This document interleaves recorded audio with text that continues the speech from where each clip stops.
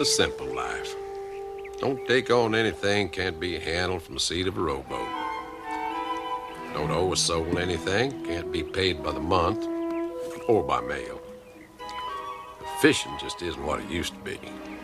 But what is?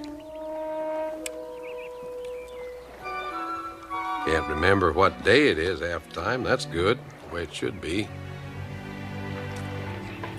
Chrissy here's the absolute ideal companion. Understands English perfectly, doesn't speak a word of it. Hello, Chrissy. How are you, pup?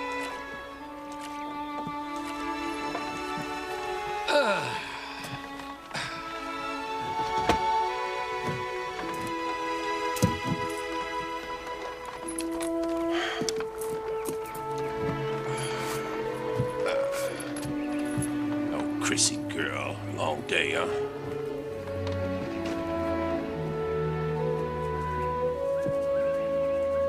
A man, his dog, nothing but a lot of peace and quiet. Almost. My, nothing like a day alone with nature to put a smile on a man's heart, now is there? I thought you'd be gone. You hoped I'd be gone. I cooked you some supper. It's on low in the oven. Wish you wouldn't do that, Rowena. That a fact. Puts a hex on the fishing. Your cooking casts a spell over the entire lake. It's not my cooking. A lawyer come into your court with a spiel like that, Albert Sidney, you would have him checked for lunacy. Is that a fact? You just give off a mean aura lately. Fish can tell a mile away. Yeah, I wish I had time to hear more of this. You've gone from being no nonsense to being nasty. Can't argue with him. Ever since Victoria passed on and you quit the bench. Well, Victoria didn't pass on. She died. And I didn't quit the bench. I retired. Most men 58 are just getting the steam up. I call it quitting. You call it what you want.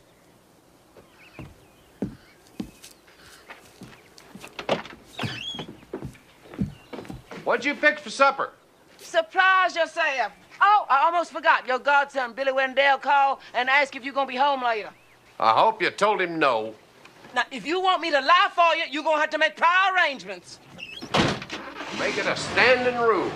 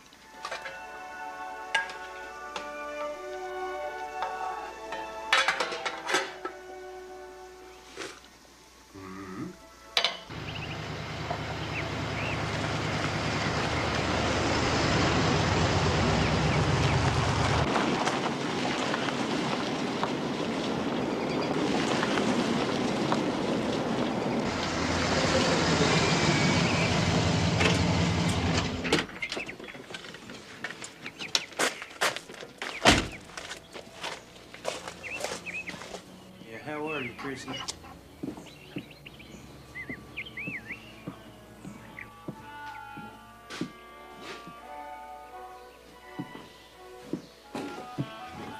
Uncle Albert, don't you ever play any music you can whistle? You're trespassing.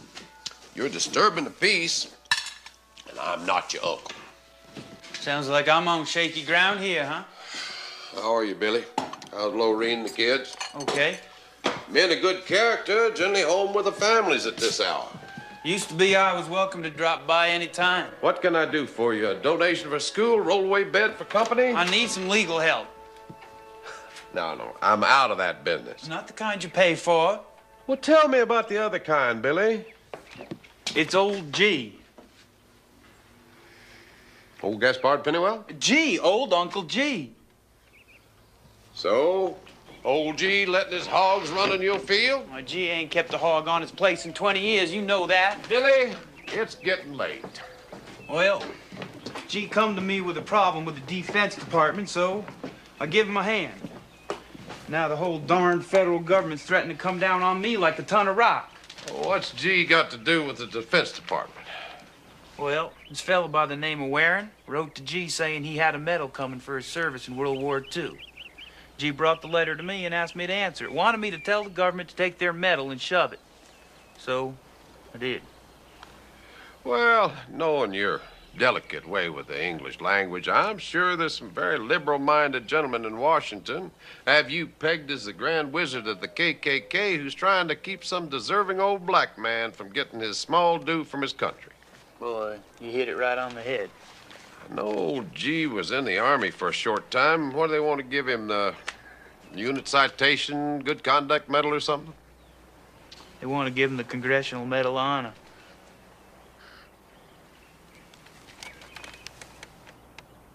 Medal of Honor. Yeah. Yeah, I got the letter back up at the house if you want to see it. This fellow Warren's checking out an old report. He says G took out a whole bunch of Germans by himself. You would never hear it from him. Heck, I was only trying to do G a favor. I mean, that's the thanks you get. A bureaucrat spurned is a beast unchained. Huh? You really stepped in it. Oh. I only told him what G told me to tell him, without the cuss words. Heck, I can't seem to do anything right anymore. Don't talk like a jerk, Billy. Spare me that at this hour anyway. You think I should just forget it? Billy, the government wants to give G the Congressional Medal of Honor. Well, he doesn't want it. I mean, you talk to him, you being a lawyer and a judge and all. No chance. No, you just write another letter. Now, be polite. Use your head. Well, I, sort of told G you'd be by to talk to him about it. When did you start managing my affairs? And he didn't seem to cotton to the idea much neither. Said you haven't been by in 30 years. Didn't expect to see you Well, that for... ought to tell you something.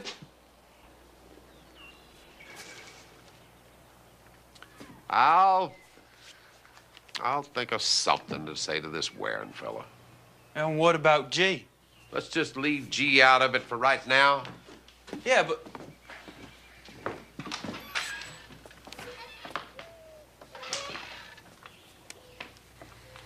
What, Billy? It's been a long time. You okay, Uncle Albert? I'm fine. I'm just fine, Billy.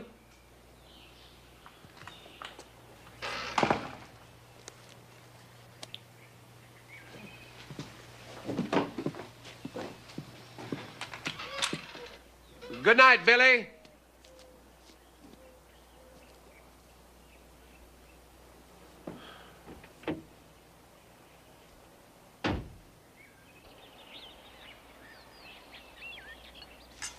Well, did Billy come by?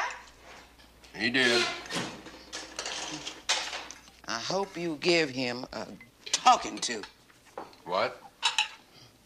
Lorene, poor young thing. 2 children. And that no-good Billy catting around on her with that Terry Novus. What are you talking about? I wondered if you didn't know. Billy Wendell, Terry Novus, Judge Wesley's secretary? Men are boys till you bury 'em. Miss Terry Novus is the most competent legal secretary in the courthouse, where you haven't set foot for over 20 years. Where do you get this stuff? Bailey Rusher, who sings alto in the choir, he's on the maintenance crew at the courthouse. Your spy network is amazing. I am not getting involved in Billy and Lorraine's affairs. I hope that doesn't spoil your week.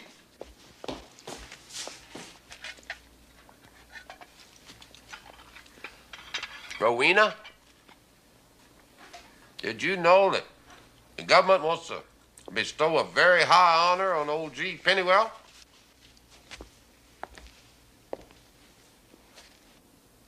You didn't know that, did you?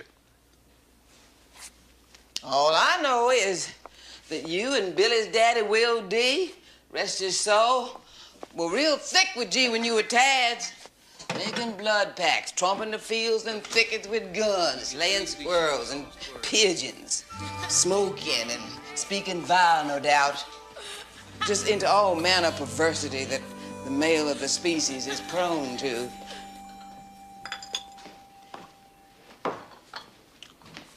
What about G?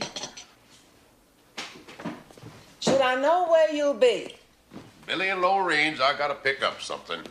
Go easy with her. I don't know if she knows.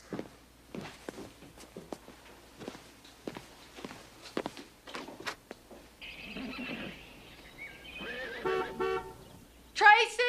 Kristen, the bus is here. Let's go! Come on. There you go. Bottoms up, sport. Oh. Arm. Yeah.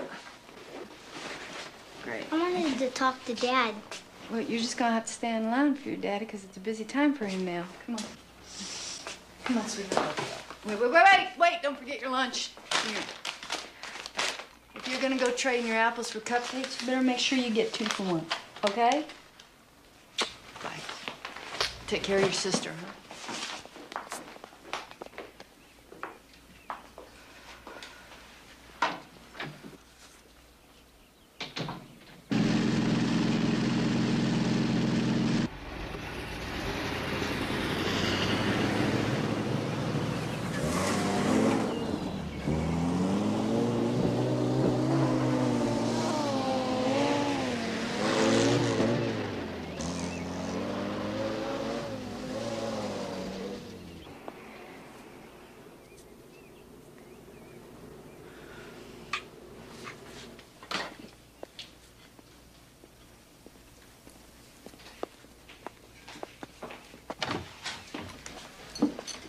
Morning, Lorraine. How are you, Uncle Albert? Fine, you? There you go. I'm okay. Ah, thank you. You will. Saw the prison bus leaving just as I arrived. They can hardly wait to get on that bus anymore. Get on out of this house.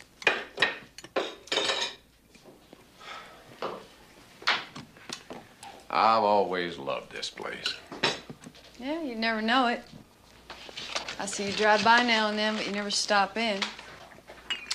Used to row across the lake here, pick up Billy's daddy, and we'd go skinny dipping off the boat over in the cove. I always wondered how judges got started. Billy said he had a letter from some fella in the Defense Department, guy named Waring. I'm gonna need it. Yeah. See what I can do. I just saw that yesterday. It's in the desk. I'll get it.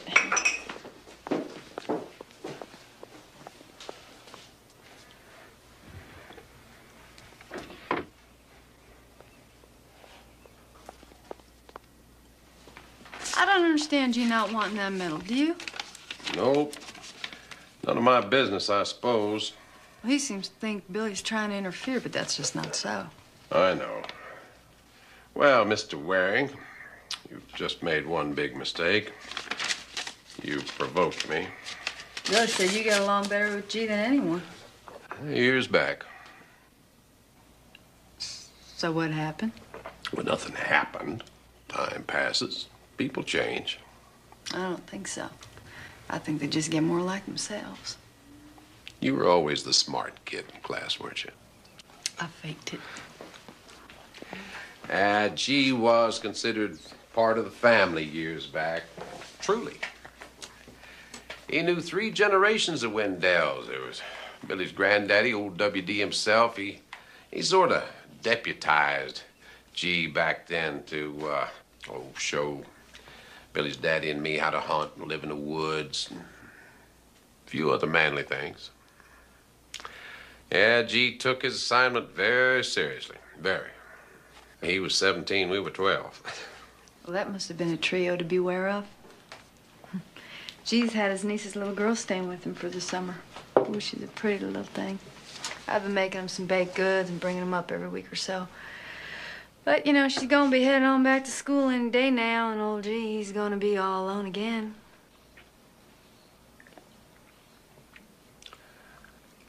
Where is Billy? Is he up yet? I don't know. But I'm sure when he does get up, he'll probably come on home. At least to change his clothes. Oh. Look, I don't want to know who, because as long as I don't know who, I can just keep on pretending that it's nobody. That sounded pretty dumb, didn't it? When I retired from the bench, I promised myself I wouldn't take on any more problems, make any judgments. Well, I'm sure that comes as a great relief to the criminal population of the state. But Uncle Albert, kinfolk can use a little meddling sometimes, don't you think? Yours and Billy's marriage always something everyone took for granted. Well, I never took it for granted. Just for the record, whenever Billy started getting bored, I tried to coax him to go to Paris or Venice or someplace real romantic, but he never wanted to go. Now, why don't more men just want to run away with their wives? If they only knew we were raring to go. I always wanted to be like Victoria, because she was sharp and easy to laugh with, pretty from morning to night.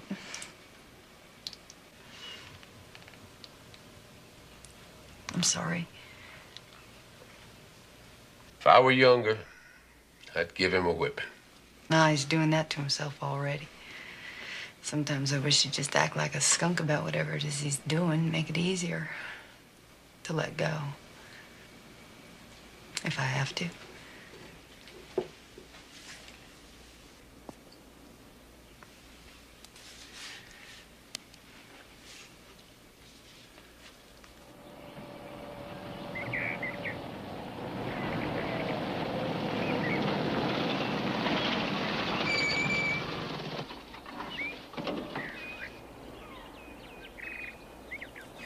Strange how the years cancel out things. Some things. Will D's long gone. My, oh my, such days they were. Finish these cans, we'll go swimming. You gotta hit something first, Will. I'll try.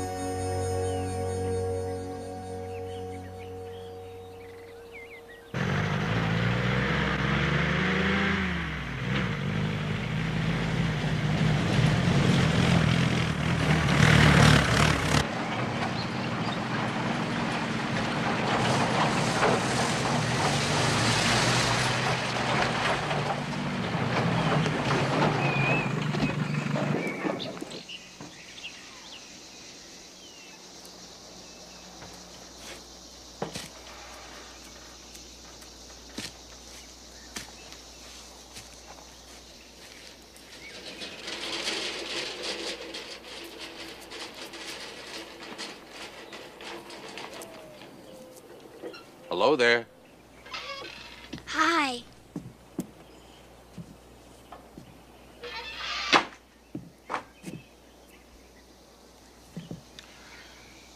Albert Sidney? Been a long while. Richard, why don't you go on in and have your cookie? I'm saving it. Well, you go eat my cookie. You can keep saving yours. Okay.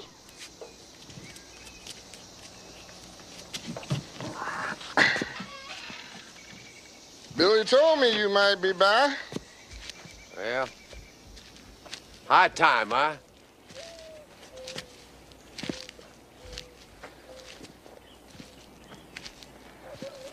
Gee, I know you have your own reasons, but wouldn't it be a lot easier all the way around if you just accepted this medal, let it go at that? Life's too short. Seems plenty long enough to me some days. You tell that government man this for me, Albert Sidney. You tell him you saw my face when I said it. I ain't killed a man in over 30 years, but he hadn't ought to try me by stepping foot on my land. Now, gee, that just won't wash. This letter Billy got says you wiped out a German panzer unit. Wasn't no war of mine. I got drafted. Wouldn't have budged out of here otherwise. If I raise a ruckus, they're just going to insist on a hearing. You want me to tell them the only thing I know is what some lieutenant wrote down 30 years ago? I thought that lieutenant was dead. Till he climbed into that Jeep later and took off. He'd have held up, I'd have gone on with him. You know I shot expert riflemen in basic training? You'd have guessed that. But they put me in the commissary duty right quick afterwards. Yes, sir. No, sir. I don't believe we got no Panatellas. How about one of these here Coronas? White men shoot, black men cook and clean up.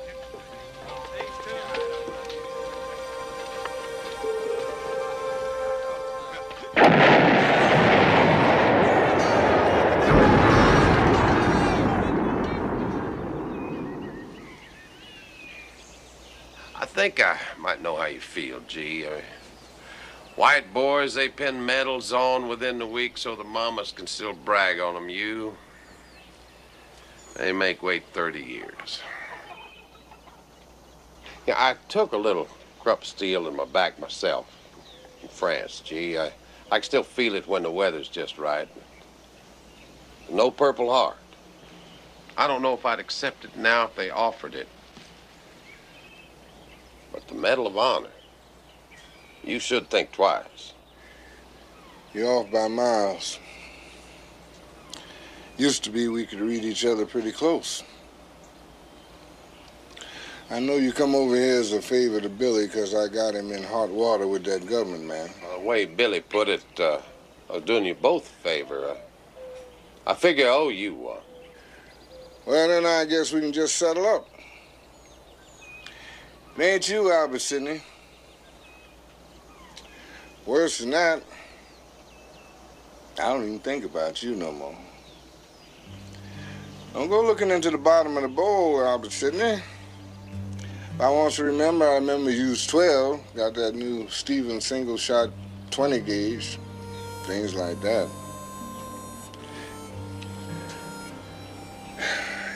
You want to settle up?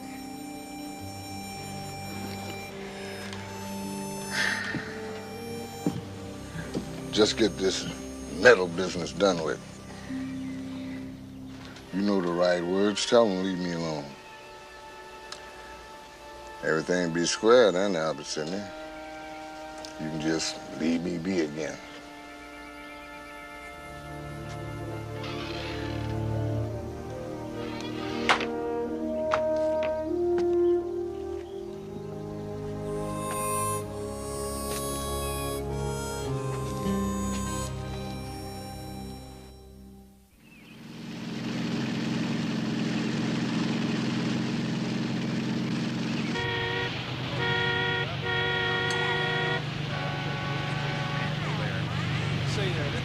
It looked to me like you have holes. Didn't you just have that check? This ain't that's all the other thing I want bottle right here. Well, that's why all that stuff's flying out the bottom.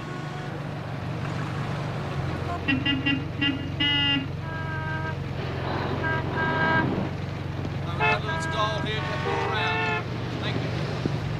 All right, come on, Eddie.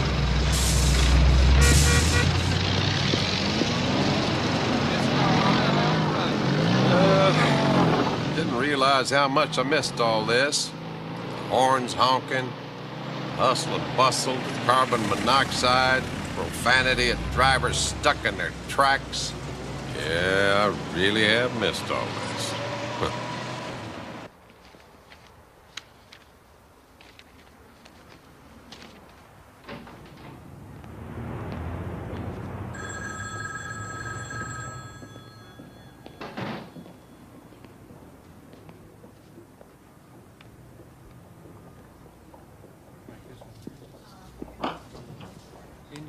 Albert, why'd you come on in? Oh, I didn't want to interrupt your routine. Well, that never bothered you before. Gosh, good to see you. I didn't think there was anything that separates you from a fishing rod. Well, I'll tell you, Wes, between all the fishing and the pound the gavel all those years, man's got to rest his arm every now and then. Yeah, I reckon that's right. Did you ask her? Yeah, I asked her. Did she say okay? Well, she didn't say okay. She said she'd be honored. You don't know it, but you've had Terry Novus buffaloed for a long time. I don't know why. You never handed down a pro-women decision in your whole career. Well, I'm occasionally pro-woman. One at a time. As a class, I've always thought they could hold their own. I'll tell you what I'm going to do. I'm going to spend the afternoon decreasing the squirrel population out on Bob Dilworth's place. Good to see you, Wes. And thank you.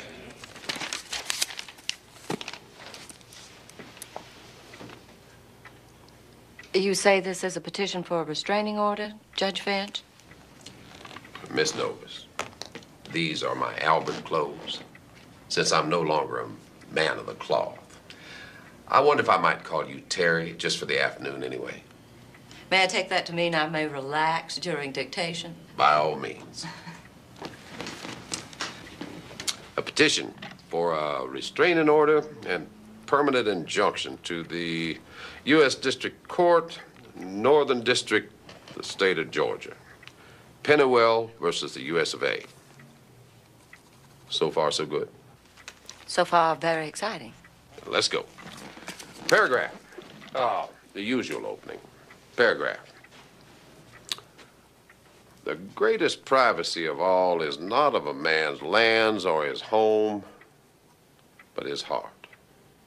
And it is this sanctuary we beg the court to declare off limits to the government and its agents. The federal agency, which now seeks to publicly invade the petitioner's privacy, for more than 30 years now has either willfully or by clerical oversight decided... Excuse me. I wonder if you might want to use a different word than oversight. It can also mean watchful care, close supervision. Dalton Briggs almost lost a class action suit last year because that word can mean exactly opposite things. You're right, you're right. Make it official indifference. Yes.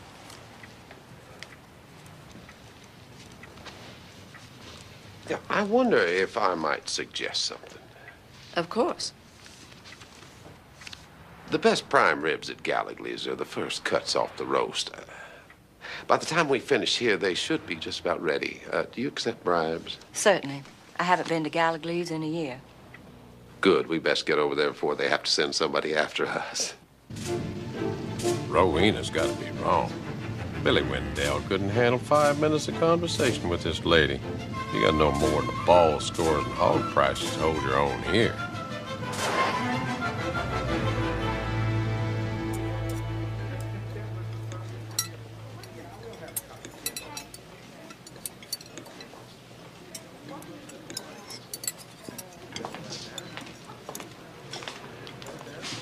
I miss your being on the bench. I used to enjoy reading your opinions. Come on now, the prime rib isn't that good. No, I mean it. They always seem to go beyond the case. Like Levis versus Snow. I could just see that lady, old Mrs. Snow, about to lose everything, and you said... We have here no contract. Whatever appearances might suggest... The conscience of the court shall not suffer manifest self-interest to make use of the instruments of justice to work injustice. Have you ever thought about studying for the law? No. I thought about studying for the opera. The opera? Mm-hmm. I was a music and voice major at Emory University. When my father got sick, I quit to care for him. After he died, I went to business school instead. Traded Mozart for shorthand. Seems hardly a fair exchange. Oh, I don't know. I've had a good life. With few complaints. I don't think Mozart had an in with the maitre d' at Gallagher's. I can't help but think of that Mr. Pennywell. That poor old man. Oh, G? No, G may seem old, but he's not poor, not in any sense of the word. No, he has his land. He hires a couple of boys off of Billy Wendell's place, farms a little. No, he's all right. Billy Wendell? Yeah. G was foreman once for Billy's granddaddy. Now, Billy's daddy, Will D., he and I used to be very close friends with G. A long time ago. Very best of friends. Billy and Laureen, they keep an eye on G. They're good people. No, G, he's not poor. He's all right. Well, with friends like you, I'm sure he's going to do just fine. I hope I haven't kept you from anything tonight. Not at all.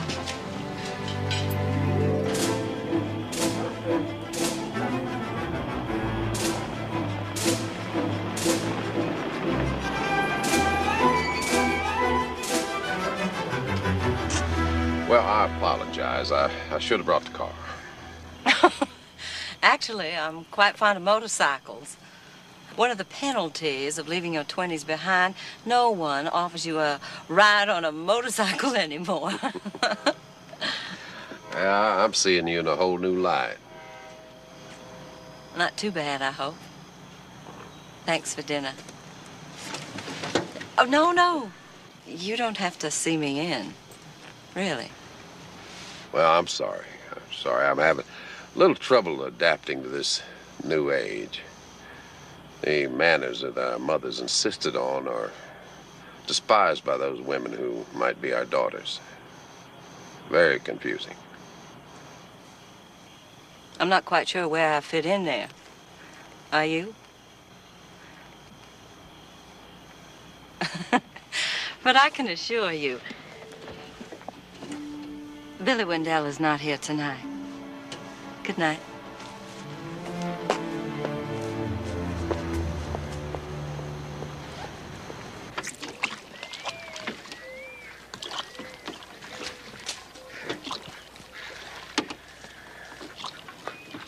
My, isn't this a proud day?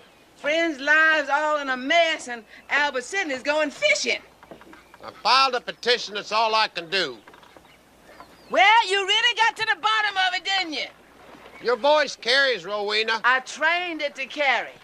When you get your age, you're supposed to lend a hand now and then to pay back some of the air you breathed up all these years. You sure use it plenty. If I was as thick with G. Pennywell as you were, I'd sure want to know why he's turned on the world. That's his business. Well, you got that right. Highest metal the country gives, and he don't want it. Sure nothing strange about that now, is there? Never thought you was so fond of G these days. I was never fond of him, but that doesn't mean that those who were like you might not make another try at it. You stop dressing like a judge. Now, when you gonna stop acting like one? If she had been a lawyer, Clarence Darrow would have had to hit out the men's room. Row for shore, Albert. Row for shore.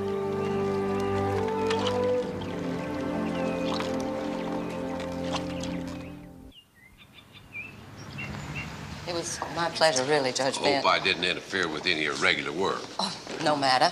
I take great pride in being overworked. Finch. Albert Finch. Oh, yes, this Miss Novus? Michael Waring, Department of Defense. I called Mr. Wendell. He gave me your home phone number. I spoke to your maid. She told me I might be able to find you here. Oh, well, you've had a busy morning. You must be pooped. Mr. Wendell says you That's Wendell. Mr. Wendell says you represent him? Why, heck, Mr. Waring, I represent everybody. I even represent Gaspard and Pennywell. That's a blatant conflict of interest. You've got one client oppressing the other, and you're defending him for it? Whoa, whoa, whoa. Don't let my hat and boots fool you, counselor. I may not give half my income to liberal causes, but then you haven't flown down here and cornered your average run-of-the-mill cross-burner either. Don't tell me about conflict of interest. We'll just see what a judge has to say about that. You just did. Now, before you make a complete ass of yourself, you might want to take a look at this. You're insane. You better read it. I plan to file it in about 10 minutes. I don't have to read this rubbish. Mr. Waring, I've answered the bell a few more times than you, so let me give you some career advice. If you wait to read that until they serve it on you, you're going to have to drag your carcass back down here, try the rule and lose, and go back up north and explain to your bosses how you fouled up. Anything else career-wise? Yes. Get rid of half the junk you're carrying around that satchel. You can be lopsided by the time you're 40. Lunch, Miss Novus.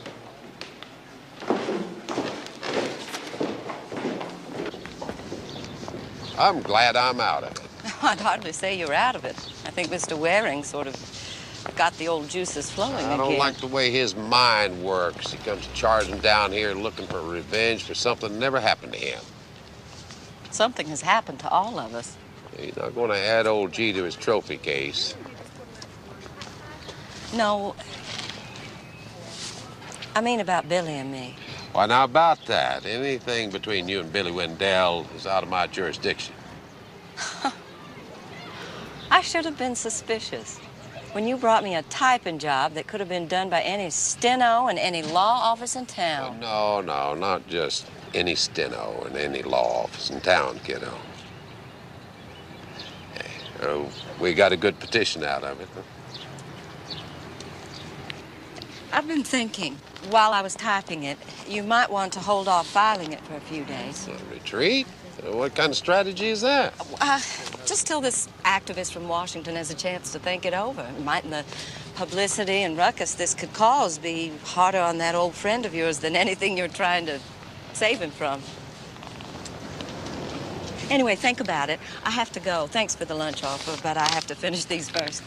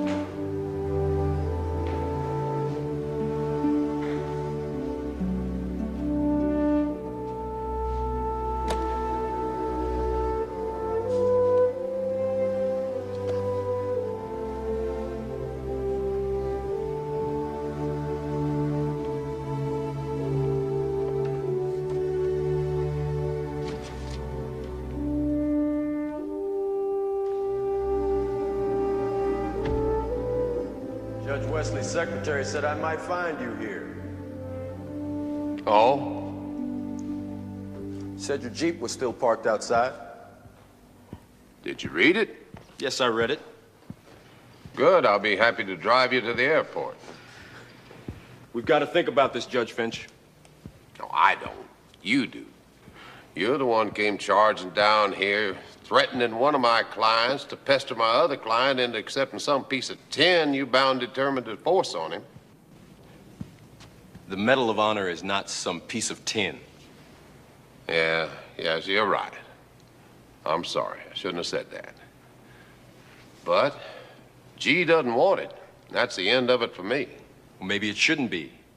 Maybe you're trying to make it a little too easy for yourself, huh? This is a beautifully written petition, but there's something that still bothers me from what Mr. Wendell says, and I gather you agree.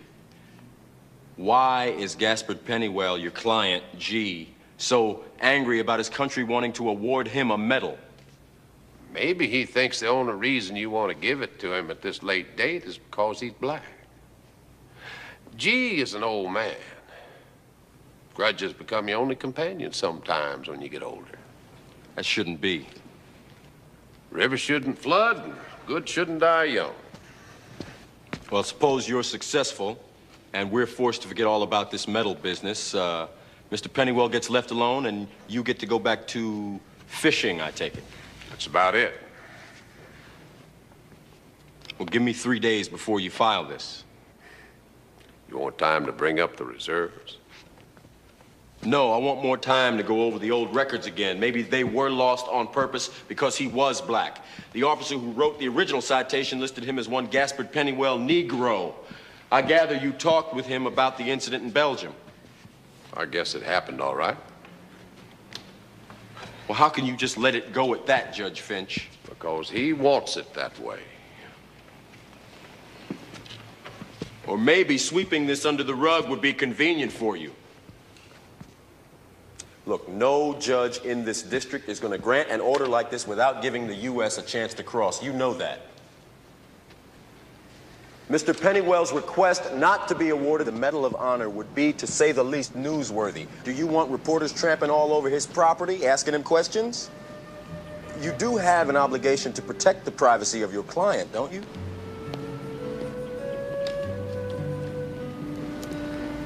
"3 days. I'll give you 3 days to come up with some better arguments. I want to see a white flag."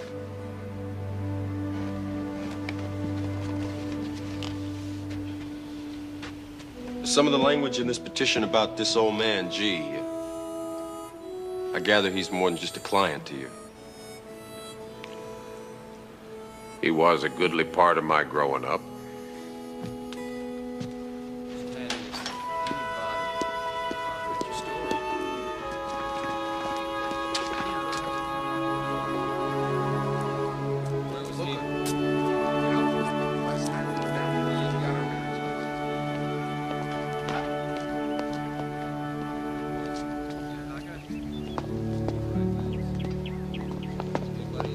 Judge Finch, Hi. did Mr. Waring find you? Yes, he did. We've decided to do it your way. I'll wait 3 days before filing. Billy wants to talk to you. Please, just leave me out of this. I'm just not up to coping with modern morality right now. Yeah, please, I asked him to talk to you, and he finally agreed. As a friend. I really don't feel too almighty friendly toward Billy Wendell at this moment. Well, then, as a small favor to me, Billy will be at the Red Barrel around 4:30. Please don't be angry with him. There is no reason to be. To be savagely honest, I'm not feeling overly friendly to either of you right now. I know. That's why. For your own sake, you have to talk to him.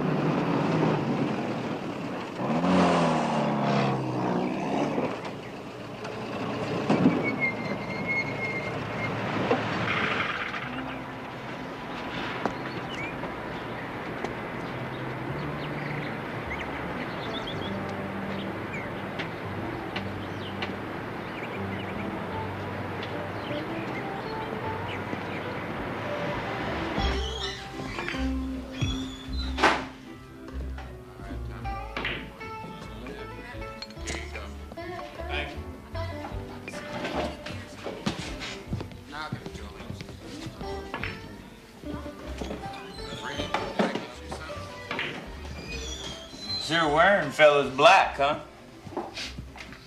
No wonder he sounded like I was something somebody lugged back from a landfill. Well, that appraisal of you is gaining popularity, Billy. Well, you're off the hook. I've written a petition. What is it you want to talk to me about? Okay. Let me tell you what I want to talk to you about. Billy, you got one of the choicest wives in the South, or anywhere else for that matter. You got two great kids and fortunate to favor their mother. You think I don't know all that, Uncle Albert? Well, fine. When you inventory the stock on your place this year, look in the mirror and list one extra jackass. Why don't you go home to? I can't. I'm bound to wind up telling it if I do. I don't think Lorene wants all the details, Billy. She just wants to know if she got something to hang on to. I can't talk to her. I can't. Fine. I can't. Fine. Tom, you gonna have another one there? Ah, to hell with it, Billy. Uncle Albert, don't go.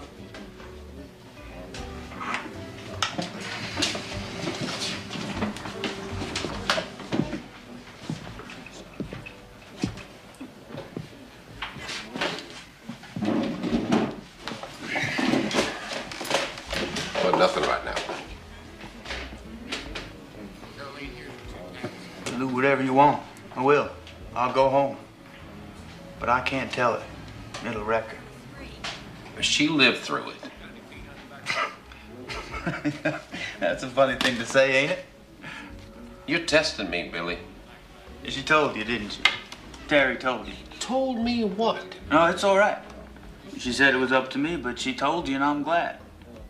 If you can stand it, I reckon Lorene can, too. They say it gets easier once you know other people know. Worst part is believing it yourself. And heck, I can still tote 100-pound bales from can't see to can't see. I'm strong as an ox. But it's true, Uncle Albert. I'm dying. Wouldn't hardly know what to look at me, would you? This here leukemia don't show on the outside. I'm dying, sure enough. Yeah, right here before your eyes.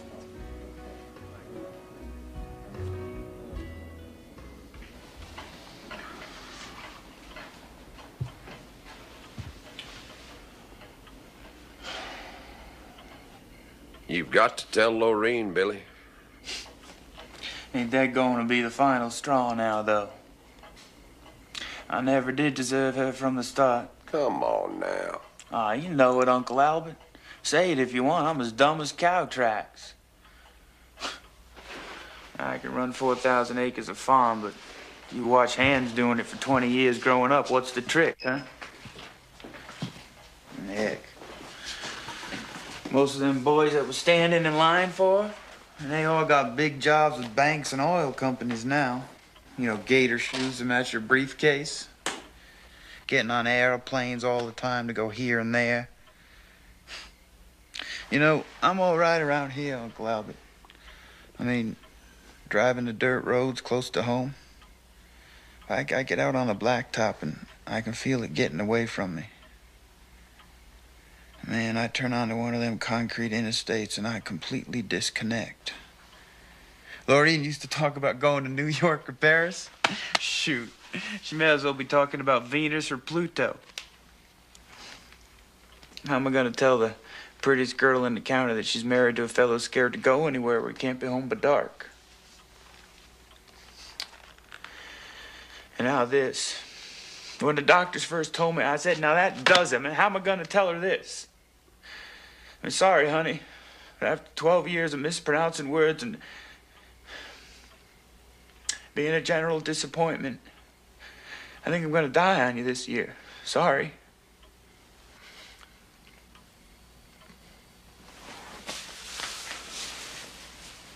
You've still got to tell her.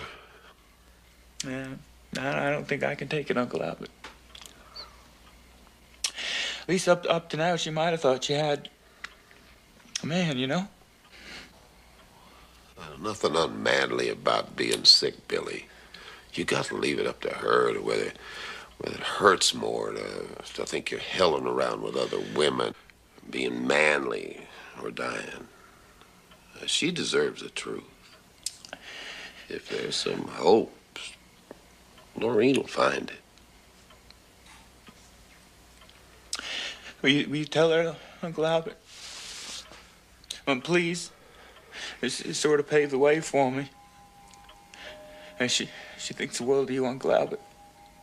And you'll know just the right thing to say, so I don't go in there and kill her with it. Please.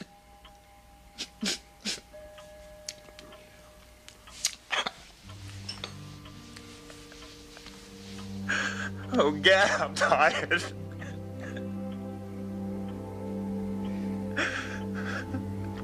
All right, son. We'll get you some sleep. It's already tomorrow.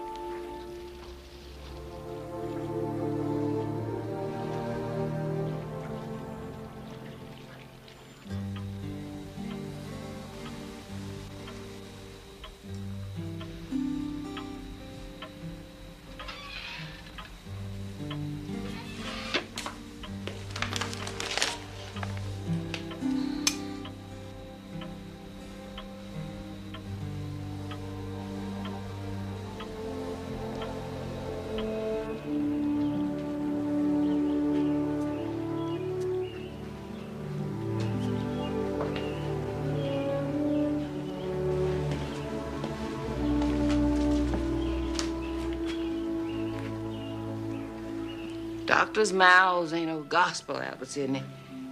We got a man at Free Will Church who was told he had to die June 1947. And he's still singing hymns. You remember Helen Lane? She's a nurse down at that clinic where Billy goes. Well, she only told me yesterday, because I was close to the family and maybe they was gonna have a need. Rowena, why do people keep going out of turn like this? No guarantee what a lifetime should be now, is there? Whether baby goes or 100-year-old man. Both of them had a lifetime in their own way. Now, every time you put on that old bomber jacket that Will D left behind during the war, I wonder if you do it to...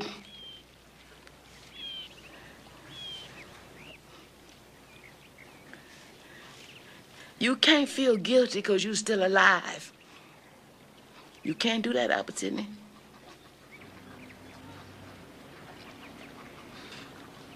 I smell coffee and biscuits. Well, breakfast is almost ready. You fixing to go over to Lorene's and tell her the news? I told Billy I would. Well, maybe you could tell her that she and Billy ought to go off someplace, take some time. Tell her I'll look after the little ones for her. They'll mind me. Now make sure you put that in her mind when you go see her. Where do you find the time? I'll steal some from you. In my hour of need? Oh, you're more just lonesome than needy. Come on now. Lord, you notice how early it's getting cold? Didn't used to. When I was a chick, we swum in the lake till November.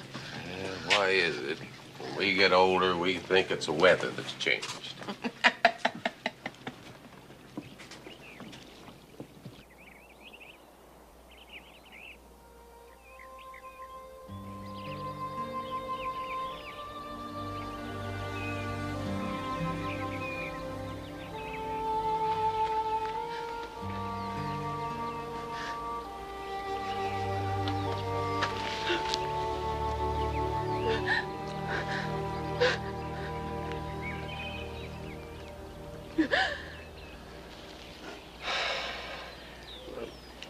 Sorry I had to be the one to tell you, Lorene. Well, why would he go to somebody like Terry Novus instead of coming to me? You really want to know? I'm not sure. Billy never thought he measured up, really. He thought dying would be just another failure in your eyes and unmanly. He was thinking about going off and living with his cousin in Macon to save you the trouble of leaving him. Can you imagine? Billy. Men tell each other things. They don't tell their wives. Don't ask me why. Billy, he sat up till midnight telling me about, your days in grade school, how he had to go to the principal's office for trying to kiss you on the playground, and high school, how he helped you learn your valedictorian speech, college. Told me how proud he was to sign the kids' report cards, things like that. Oh, why wouldn't he ever talk to me about things like that? There was times I would have given up everything just to hear him say it. You know, for years I had this idea for Victoria. She knew I loved her. I told her that. And I want to do this grander thing for her. I told myself when I retired, I'd write a book on legal philosophy. Sum up the totality of my life. I'd dedicate my whole existence to her. Fast as that, she was gone. Books never have been written.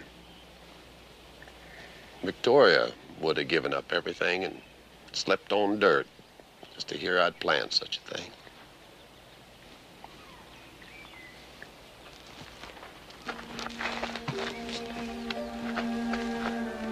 Take my word for it, Lorene. Billy loves you more than he's ever going to be able to tell you.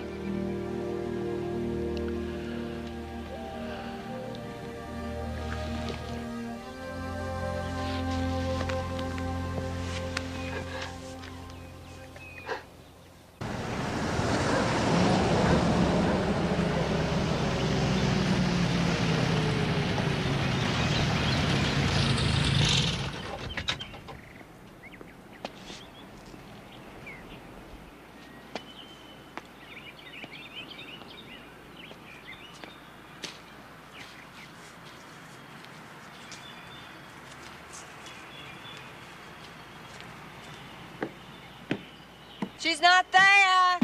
She's gone away on a long trip.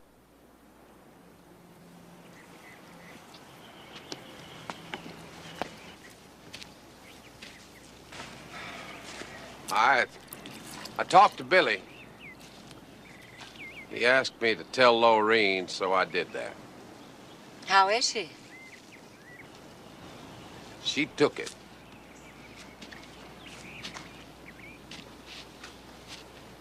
Must have been difficult for you. A little tougher on her.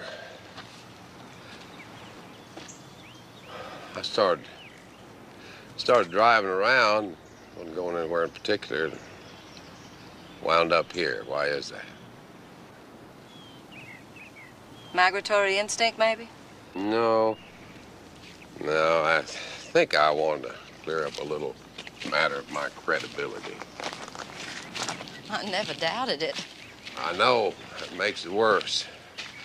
I started strutting around in the glow of your admiration, so to speak. Oh, I could see your look as I mounted up. White knight going to rescue some poor old black man. Oh, boy. I was prepared to make allowances for slight imperfections, if they arose. Actually, I was trying with a short afternoon chore to make up for years of neglect of an old friend. It didn't work. G saw right through me. Now, I believe G deserves a Medal of Honor, and I'm going to be responsible for his not getting it. Never tell me about judges and right and wrong. I'm going to try again with G. It's just something isn't right.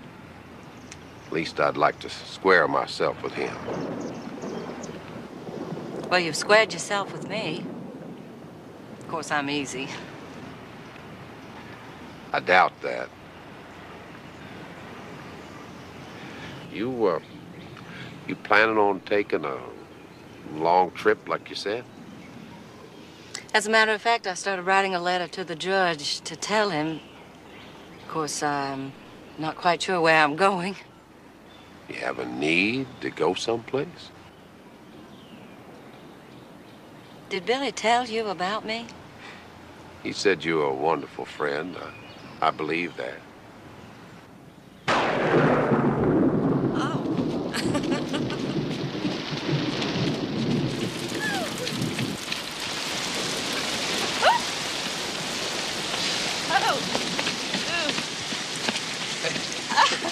Aren't you glad you washed your car? Oh. Oh. Ooh. How are you? You need a towel?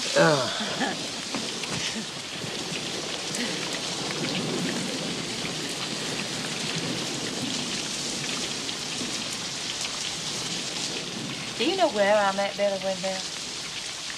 Well, does it matter?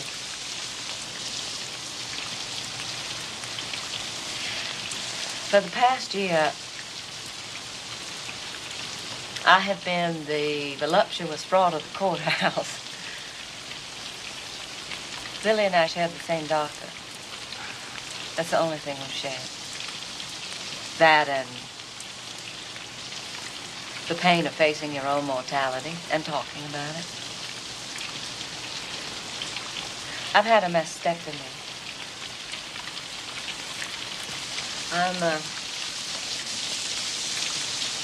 I'm only half the woman that everybody used to look at, right? At first, I wanted to die. And then I almost craved to keep on living. That's what I told Billy he had to do. We'd talk for hours.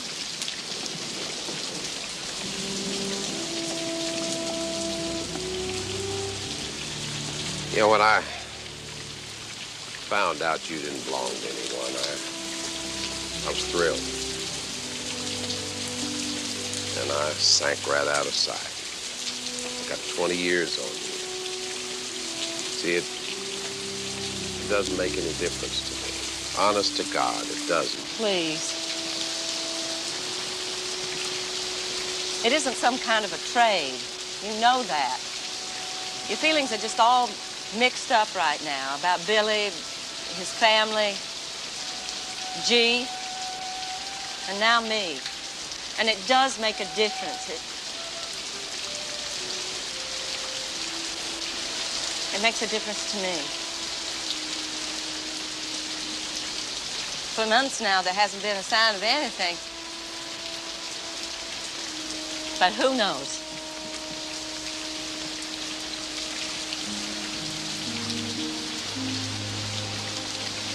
Today, I could live forever. When you walked up here, I was 16. I had to be careful you wouldn't hear me breathing. How about that?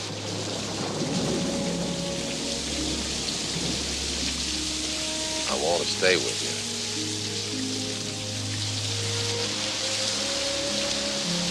If there could be anyone, it would be you.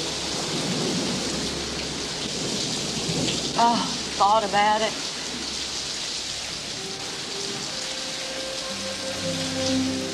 What'd you think?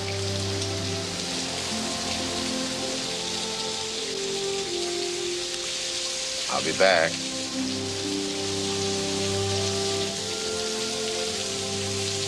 Migratory instinct.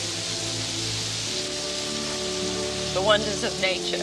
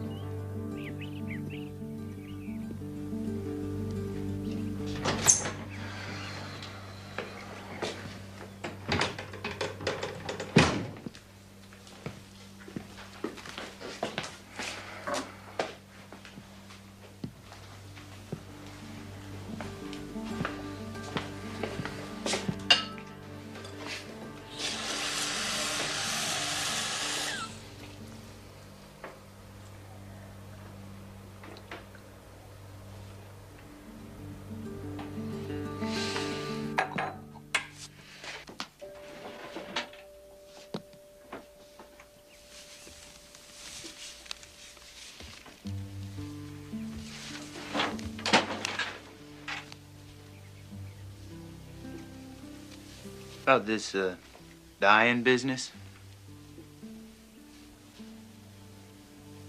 I'm not real sure whether I'm gonna live or die.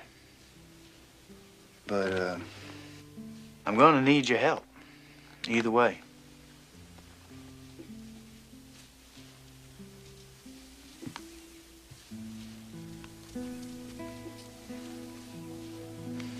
I'll probably say this only once, Billy. So I want you to sit down and listen real close.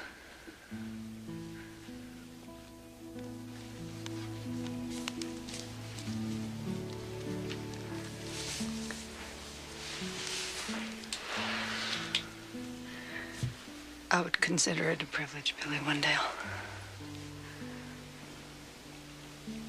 I love you far too much, you know that?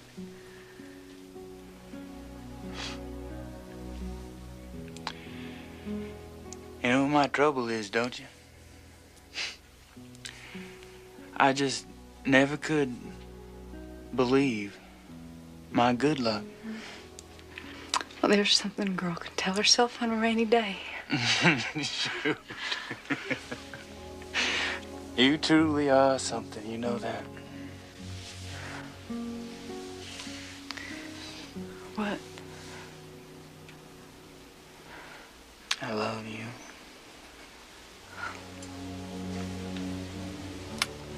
There you go.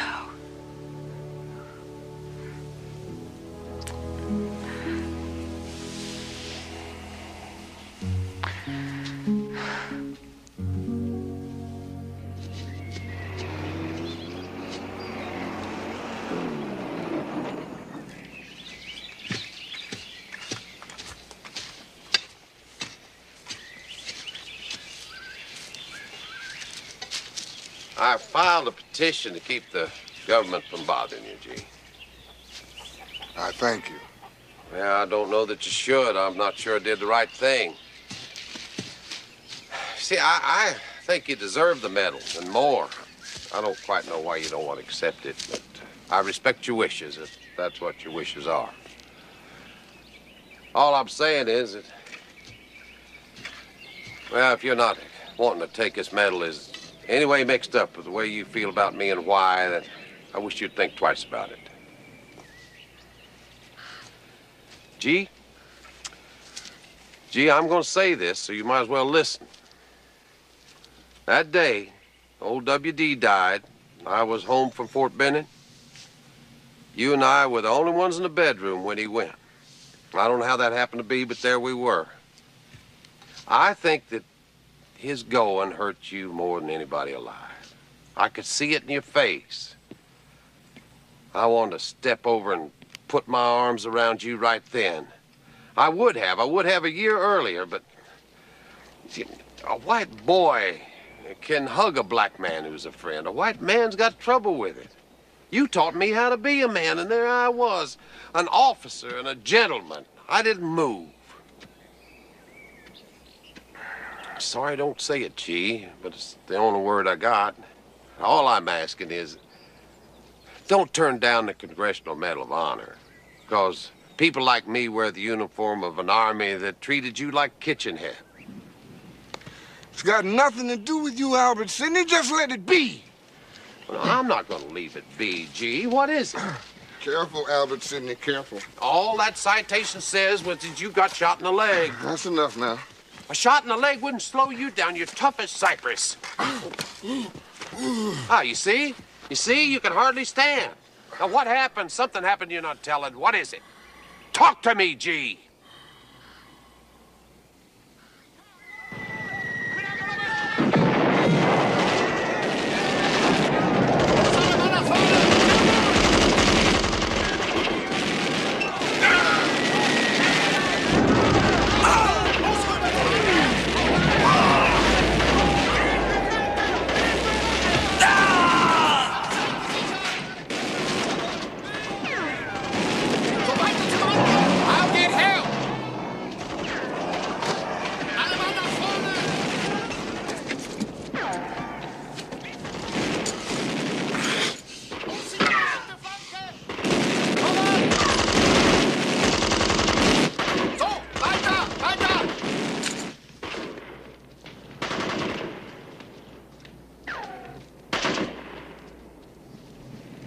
Aufgehört zu schießen. Könnte eine Falle sein. Ja, Vorsicht. Weiter rechts. Brüder, sichern Sie die rechte Flanke und nehmen Sie 2 Mann mit. Herr, Guter! Nimm dich mit! Jawohl. Jawohl, du mit mir. Hier.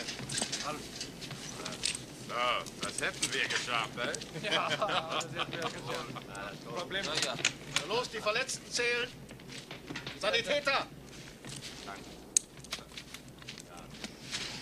Ja, schaffen Sie die Leute.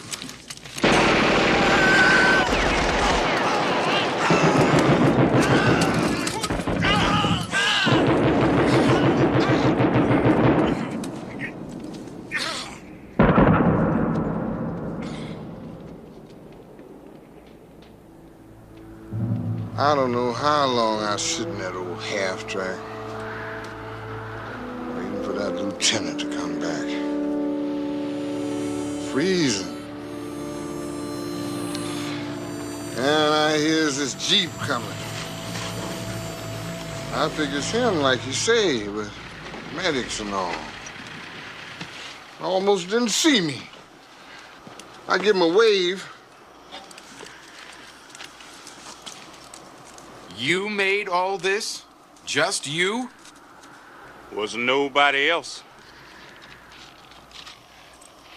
I need help, Lieutenant. Yes. Yes, of course.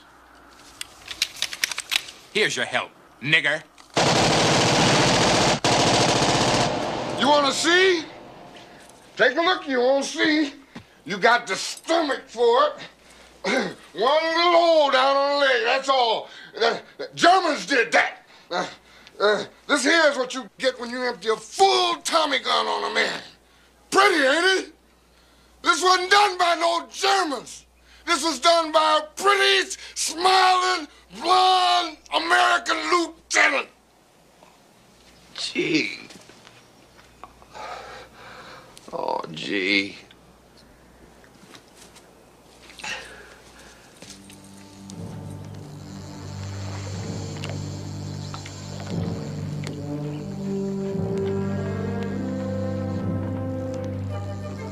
You made all this.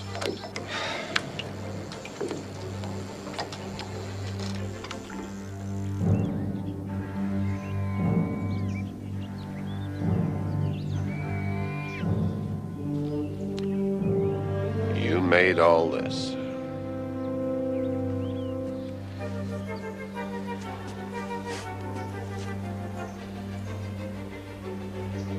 You made all this.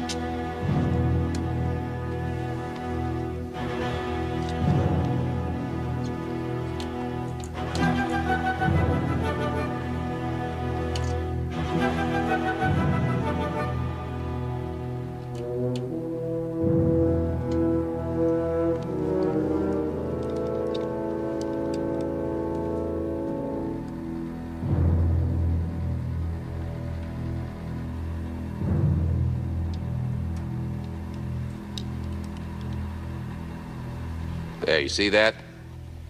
Otto Scorzini, Lieutenant Colonel, SS. He's the one who led the paratroopers to free Mussolini. He was hand-picked to put together this special unit of SS troops in Belgium. All of them were able to speak fluent English? Well, you see, that's what put me on to it. There's English, and then there's English. But there's no American that I know of from any part of the country who would say, you made all this.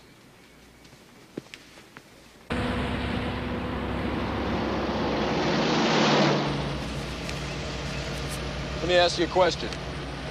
You've known this man all your life. How come you didn't know about any of this before? That's between him and me.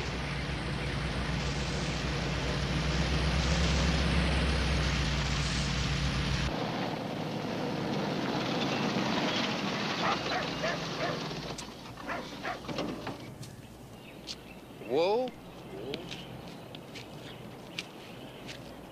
G. G. This is Michael Waring, a man from the Defense Department. I apologize for encouraging him to step on your land, but we discovered something I think you ought to know. Way up, it's sitting there. Gee, I was just a young boy when you taught me things often are not what they first appear to be. So please, would you look at this a minute? Just for a minute. I think you'll see what we mean. Gee, in the winter of '44, around Christmas, a bunch of German SS troops, they set out to infiltrate American positions and tie up with von Rundstedt's offensive. Gee, they were wearing American uniforms. Some of them posing as MPs, going around giving fake orders, wrong directions, shooting up scattered troops before they get back to their units. See, we think that a jeep load of Germans rode into your camp looking for any sign of life. You waved to him. Then the lieutenant said, you made all this, not you did all this, or not even you killed all these.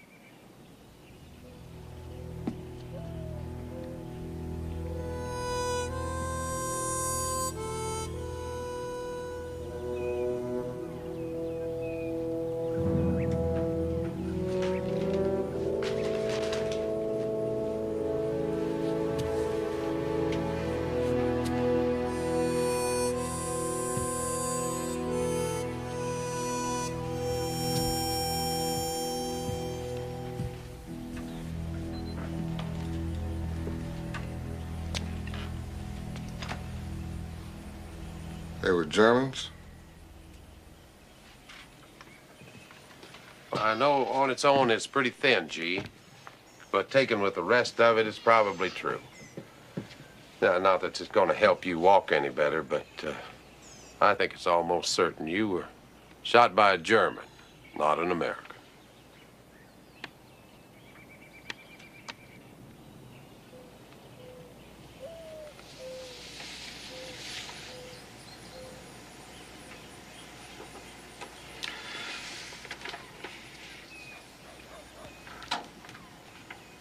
They were Germans?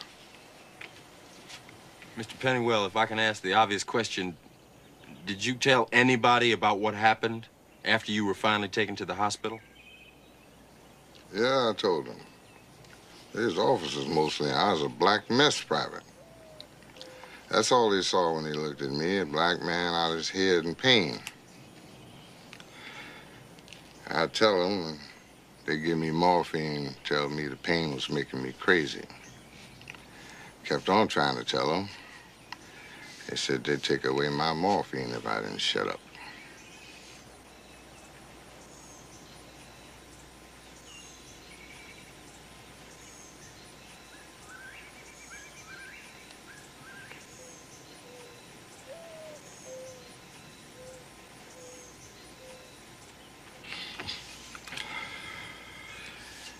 It was a German. If you don't mind, Mr. Pennywell, I'd like to stay in touch with you. I'll let you know when you can come up to Washington for the presentation by the president. Oh, I ain't going to Washington. All this still don't make no difference. I don't understand.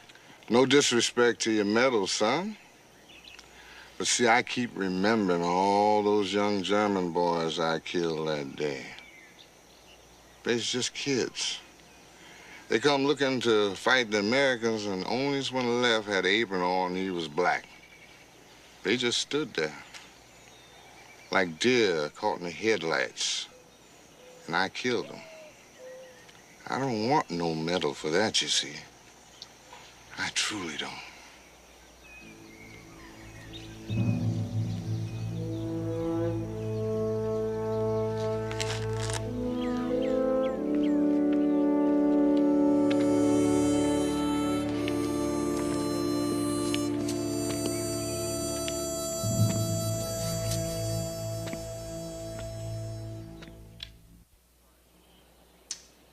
Sorry if I seemed a little one-dimensional about all this. I had no idea Mr. Pennywell had such private reasons for not wanting any hero's medal.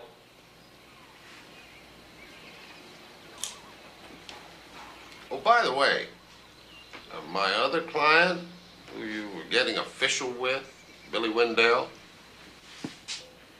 he's fighting leukemia. I wish you could drop him a note from Washington saying that the government's sorry they bothered him and wishes him a speedy recovery. You think you could do that? I'll do that. I tell you what I've been thinking. The least I can do is arrange for Mr. Pennywell to receive the Purple Heart. I'm sure he'd appreciate that. Me, I gotta figure out some way to patch up a lifetime. You really love that old man, don't you? Yeah. But you shouldn't make too much of that. Despite what's come between, we're pieces of one another. We're part of everything here. Like Rowena there. The one you mistakenly referred to as my maid that first day, remember? I don't know exactly how to describe what Rowena is to me. She's been wise to my foibles, me only half wise to hers for more than 50 years. That's 200 seasons. You believe it? 200 seasons. Well, you take care. Maybe I'll see you in court someday, huh? No, I'm retired. Again.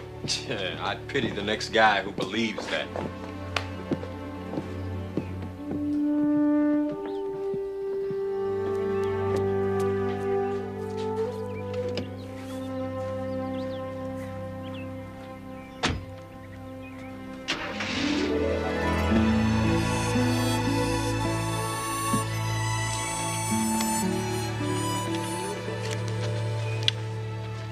That looks nice on you. Mike says for my wounds. Well, we're all wounded some way, I guess. Did you say Mike? Yeah, you know, Mike Waring. I didn't know you were such fast friends. Well, that's how he signed the letter. I thought it was kind of nice. Bright young fella. He sent this along, too. This one here is yours. He told me to give it to you when I found the right time. He says it's for the shrapnel you took in your back in France.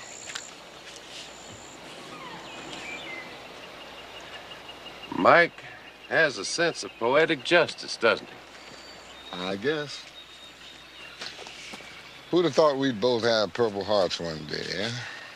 You know, G, I got to thinking. I could probably set your mind at rest about something years ago. When I got back from overseas after Will D, I went by and paid my respects to Mrs. Wendell, but I never just turned left and walked down the lane asking you how you felt about it. Road's the same length both ways. I could have come your way if I'd been as big as I always let on to be. You know, every time I hear an airplane, I think about Will D getting shot down over there. You've been looking kind of down lately, Albert Sidney. Oh, no, I'm fine. Too much fishing alone. Gets to be a lonesome thing. I'm not lonesome. You? You got an extra seat in that boat? Why don't you come by Saturday next? Come fishing with me early when we can still see our breath. Don't hurt to know you're breathing, that's sure.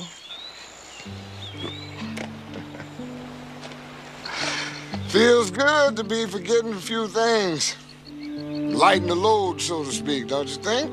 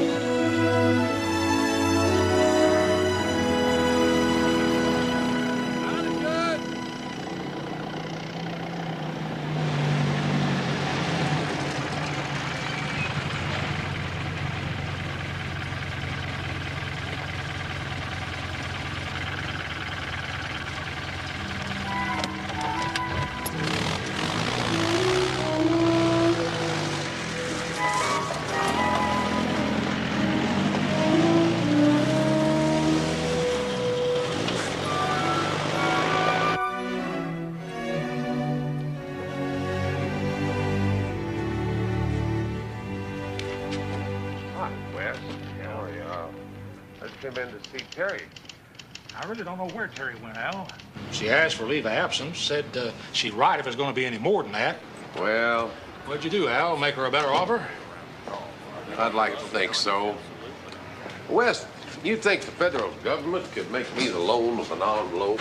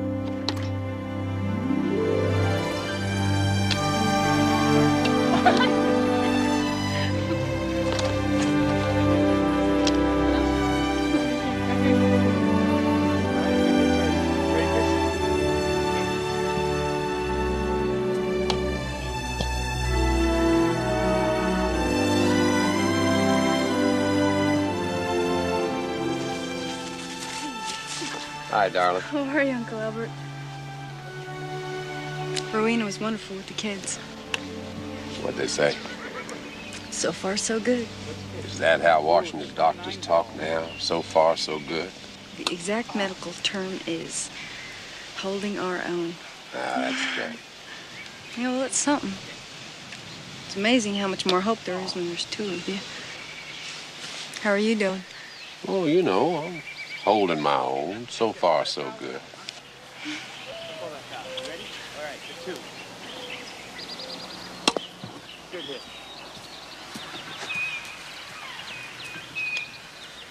All righty, you can show Uncle Albert what you can do now, right?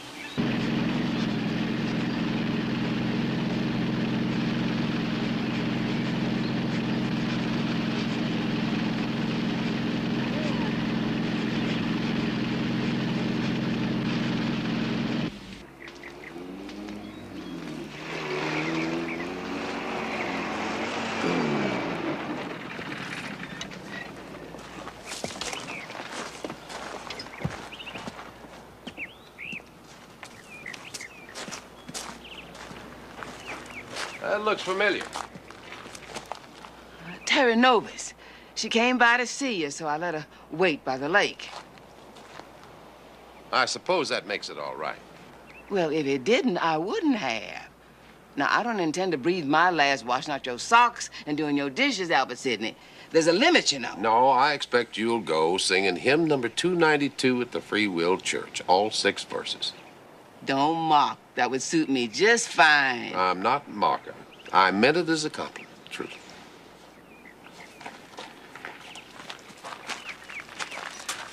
You don't really mind me letting her wait, do you? No. No, I don't mind, Rowena.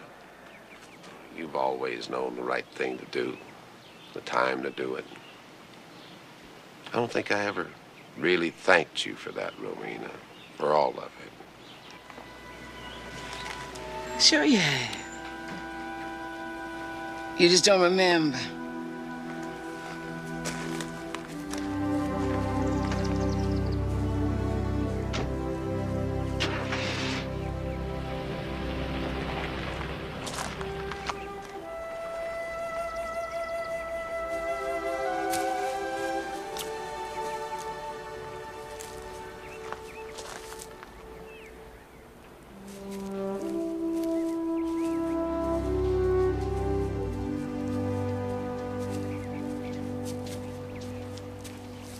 Hello there.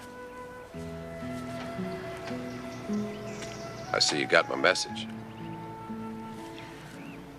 I decided it was my day to wear it. I hope that's all right.